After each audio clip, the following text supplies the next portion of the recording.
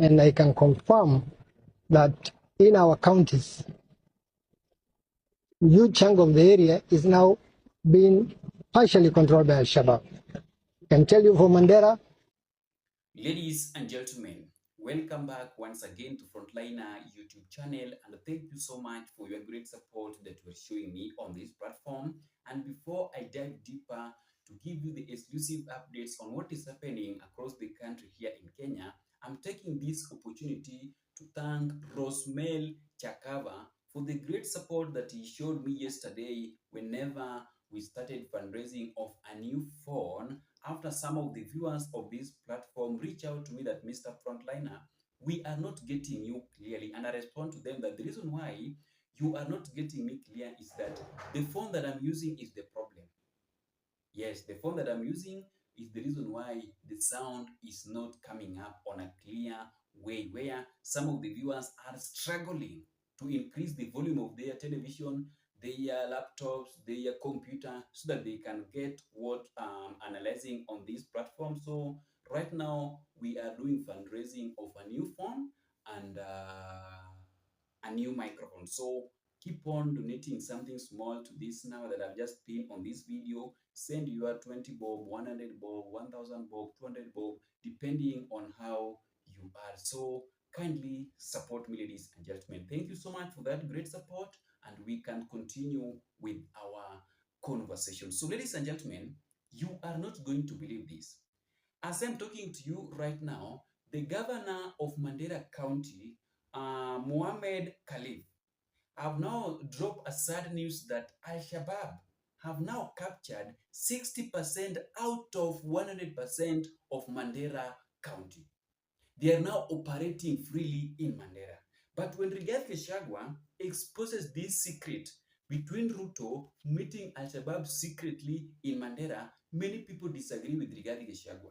Hakuna mwenye alikubali, wengine walisema Rigathi Gachagua na Klaus Chet with Ruto, mara oga, it's all about politics, mara nini. So right now, Kenyans are now seeing with their eyes and ears of what is happening across the country, especially in Mandera County. And before we proceed with this analysis, allow me to play for you a clip of the video so that you can understand how things are in danger in Mandera County. So not things, how people of Mandera County are in danger, but up to now, the government have not yet reached there. The CS of Interior Kipchumba Murkomen is nowhere to be seen. Baada hajafika huko. Douglas Kanja is nowhere to be seen. DIG Lagat mwenye alirudi kazi juzi hayuko huko. Lakini ingekuwa ni mambo ya pombe ama mambo ya majenzi, wangekuwa washafika huko na wakapiana order ya shoot to kill. Lakini mambo ya wananchi hawataki kushughulika. And that is the reason why they didn't arrest Rigathi Gachagua, because they know what Gachagua was exposing. Walijua vizuri kenye Gachagua alikuwa anasema, mbona hawakumshika? Do they know that what Gachagua was trying to update Kenyans was the truth? So before we proceed with this analysis, I want you to watch this video. But before you watch the video, kindly take a second of your time and subscribe to our YouTube channel. Then don't forget to like the video. And like the video, you automatically shows your support on what we are doing on this platform. Thank you so much, and you can watch the video. And I can confirm that in our counties, a huge chunk of the area is now being partially controlled by Al-Shabaab. I can tell you for Mandera, Al-Shabaab presence and sightings are more than 60% of Mandera County. Numbers of press, I think the main objective of the meeting was clearly dealt with by my brother, Governor Wajir. Mine is just to add some 2-3 points. One, I would like to tell the country that Al-Shabaab is no longer a ragtag group. Al-Shabaab is becoming stronger and stronger as the days goes, and I can confirm that in our counties, a huge chunk of the area is now being partially controlled by Al-Shabaab. I can tell you for Mandera, Al-Shabaab presence and sightings are more than 60% of Mandera County. What that means is that we are no longer be able to go out of our headquarters to provide services to the people of our counties. And Al-Shabaab is not the security problem, only for security forces. Al-Shabaab is our problem. And I want to confirm that the people of these 4 counties are willing and ready to support the government to fight Al-Shabaab if proper structure is put in place so that the locals are involved in fighting Al-Shabaab. We have several units of security forces in this county or counties. The major challenges have been there is no proper coordination of what we do. The public are ready, and the Mahuslays are ready.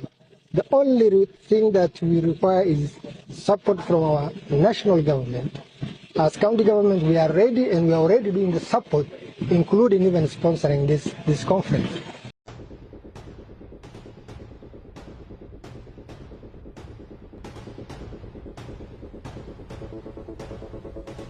Leo tuko maisha yetu iko hatarini. Jeshi ya Somalia ambayo walikuwa wanapigania ya Jubaland ambayo walipigania Bulhawa. Mandera County is under siege. Now, that's not an exaggeration.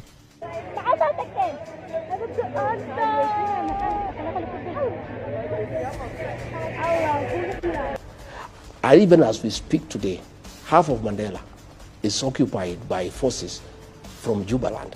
And the shock isn't just that foreign militia are roaming Kenyan soil. It is that Kenya Defense Forces appear to be standing by, doing nothing about it.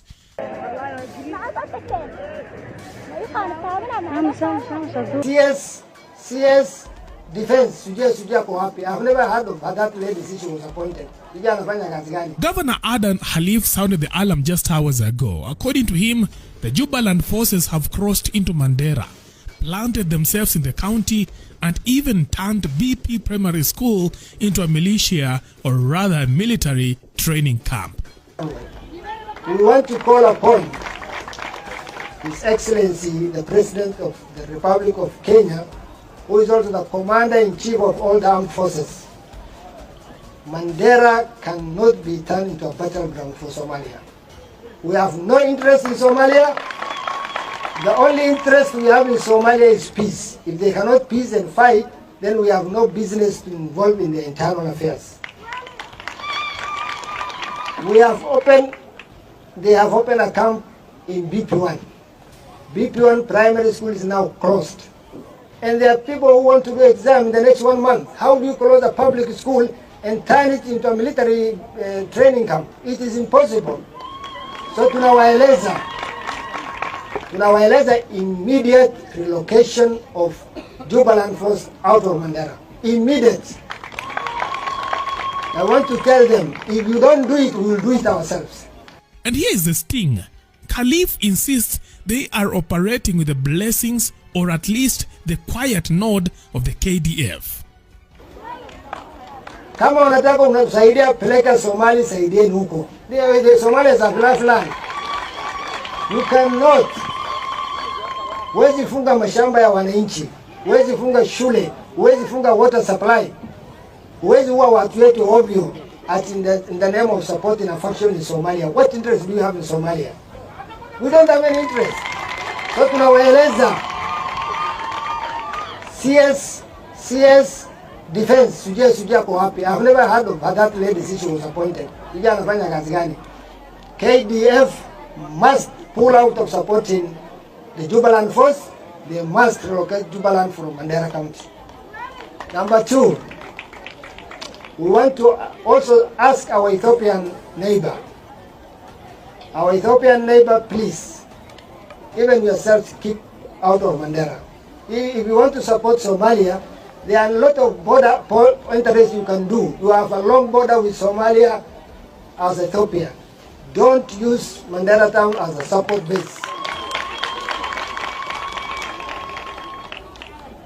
So who exactly are these Jubaland forces? Well, think of them as a paramilitary outfit loyal to Jubaland, the semi-autonomous state in southern Somalia, based in Kismayo, led by Lieutenant Colonel Mahad Islam, And answering to President Ahmed Madobe, and their banner mission is counter-terrorism, battling Alshabaab and keeping rivals in check.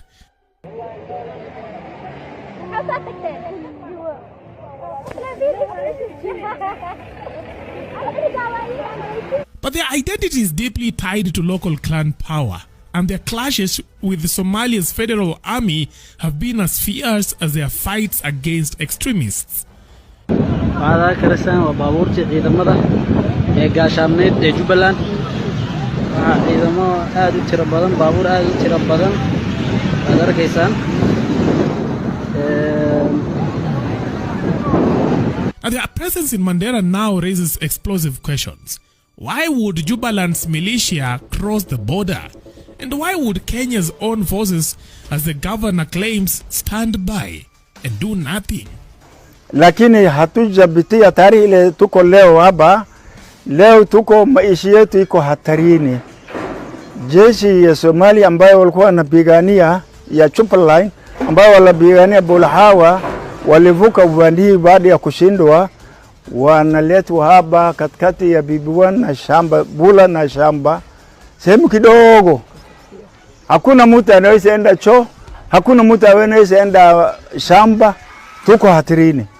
Tunaomba serikali ya Kenya. Kenya inasema tunachunga mali ya watu na binafsi yao. Kenya kama inajua ama hajui, tunataka watu jue leo tuko ile shida tuko. Hawa wanakaa hapa, wale wengine wanakaa mbele yao uzo wengine. Tuko hatarini. Vita ikaanzika hapo, tuko hatarini. Tuko hatarini. Ile misho kabisa. Watu wamehama robo ama nusu ya watu wamehama. Tuko tu wachache ambayo wameshinda kuhama kwa ajili ya ng'ombe na shamba. Sasa tunaomba serikali watusaidie atoe hawa, na tunaomba MB atusaidie aongee na serikali kuu ili tupate msaada ya kuhamisha hawa na tuishi vile walikuwa tunaishi zamani. The people are dying for hunger. The farms, they are destroying their farms. They are destroying their property. Nobody is talking about that place, this place. We are in fear of these people. We want to tell the government to take action from these people. Now, they are in Mandera, and the timing couldn't be more explosive. The invasion lands at a politically charged moment, where former Deputy President Rigathi Gachagua recently claimed Mandera was already under Alshabaab's grip. He went further, alleging President Ruto has held closed-door meetings with Alshabaab members in the county.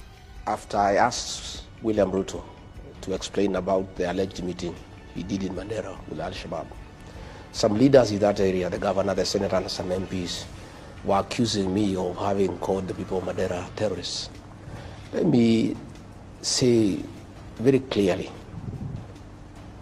the people of Mandera are very innocent, and they have nothing to do with these accusations. The accusations are against the William Ruto, not the people of Mandera.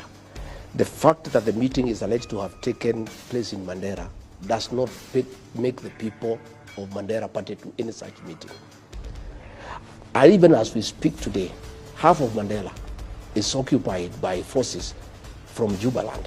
You know, and I would have expected these leaders over the weekend, the governor, the senator, the MPs, who are making a lot of noise about Rigiji, to have defended the people of Mandera from the incursions by forces from Jubaland instead of castigating Rigathi Gachagua. So I wanted to clarify that the allegations we have made against William Ruto, he's not from Mandera, he's not Somali, he's not Muslim. Let nobody drag in the people of Mandera, the people of northeastern Kenya. So that is what is happening right now in Mandera County, where many Kenyans are now questioning themselves this question that who is behind Jubaland? Who is behind Alshabaab in Mandera? Because they are now operating there. Niani ni kama inchi yao sasa. Who is behind them? So right now, we need to be more closer and more keen whenever Rigathi Gachagua is speaking, because let me tell you something. The governor of Mandera County, Mohamed Alif, anaishi huko Mandera.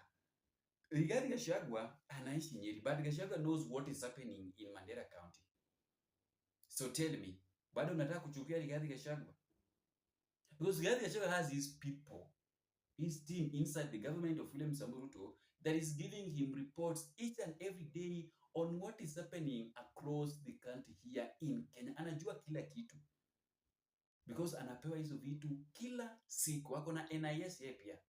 He has a mole inside the government of William Samoei Ruto that is busy updating him on what is happening each and every day under William Samoei Ruto's government, and that is the reason why we need to be more keen and come more closer to Rigathi Gachagua so that we can get some dark secret under William Samoei Ruto's government, because what is happening in Mandera is not a joke.